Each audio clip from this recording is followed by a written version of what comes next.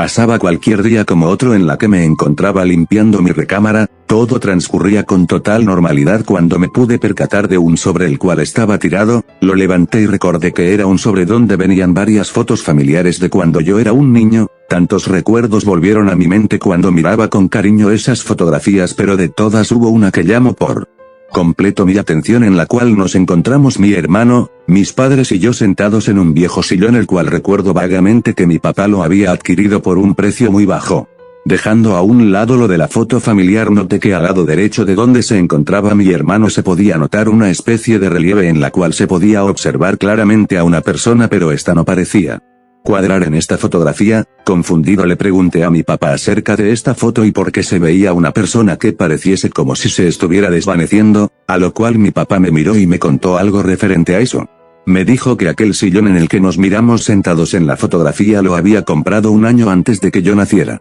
Un viejo conocido de mi papá se lo vendió a un precio muy económico, pero este conocido de mi padre tenía una muy mala reputación, ya que en años anteriores había tenido problemas con la ley por una conducta indebida, pero eso no era lo peor, ya que uno de sus peores incidentes, y el cual había sido la gota que rebasó el vaso, fue el no dar ningún testimonio sobre la muerte de su hermano. Muy confundido le pregunté a mi papá del por qué o si él sabía algo acerca del motivo por el cual el conocido de mi papá no había querido dar ninguna declaración de la muerte de su propio hermano, en la cual mi papá me respondió con lo siguiente: su hermano padecía de sus facultades mentales, ya que él adquiría distintos tipos de sustancias tóxicas. Confundido no dejaba de mirar la fotografía, preguntándole a mi padre: ¿pero a qué viene todo eso con aquella figura que se mira como un relieve? A lo que mi papá me respondió: ese relieve era el hermano mi amigo, su nombre era Gerardo, y ese sillón en la que aparecemos pertenecía a él. Volví a mirar la fotografía con más detalle, pero también la miraba con miedo, ya que eso era de algo que jamás supe hasta ese momento en que mi papá me lo dijo, a lo que le pregunté a mi papá de qué le había pasado a ese tal Gerardo y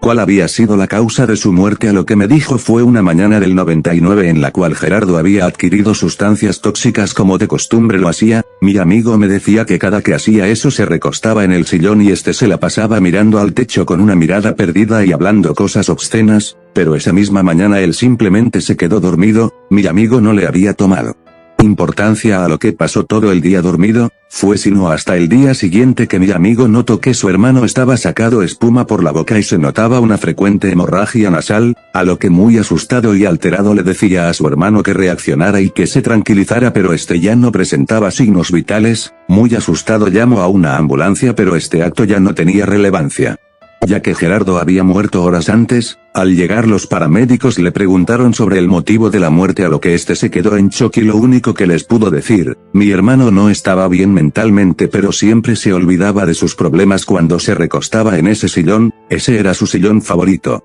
No había nada que hacer por él más que solo llevarse el cuerpo a los forenses y dar un estudio sobre la muerte de Gerardo. Al escuchar todo esto no podía creer lo que estaba mirando. Lo que parecía ser una simple fotografía era sino la manifestación espectral, a lo que finalmente le pregunté a mi papá sobre qué fue lo que pasó después y sobre qué fue de su amigo, a lo que él me dijo: ya hace tiempo que rompí amistad con él, hasta la fecha lo he querido buscar por alguna red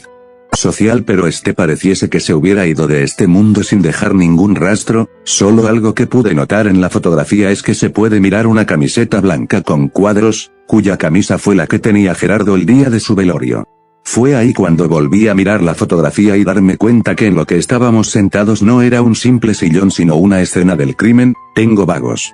recuerdos de ese sillón, no sabía acerca de todos los hechos ocurridos en él, solo recuerdo el día en que mi padre se deshizo de él sin saber lo que en realidad había pasado ahí. Ahora me doy cuenta que aquella persona murió en un lugar que le causaba tranquilidad y le hacía olvidarse de los problemas que sufría. Ahora me doy cuenta que ese era su sillón favorito.